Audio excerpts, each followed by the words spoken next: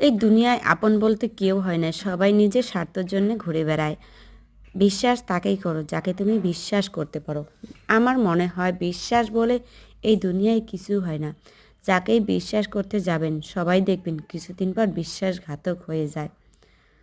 এটা আমার অভিজ্ঞতা দিয়ে বলছি। কারণ এই দুনিয়ায় নিজের বলতে কেউ থাকে না।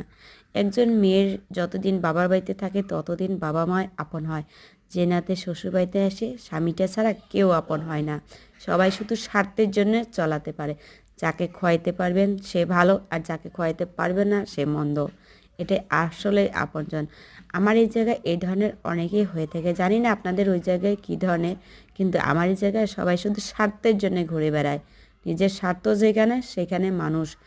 আপনি যতই উপকার করেন না কেন কিছুদিন পর আপনার অপকার করে দিবে। আপন বলতে কেউ থাকে না। আপনি খেলাতে পারবেন, ধার দিতে পারবেন, তাহলে আপনি অনেক ভালো।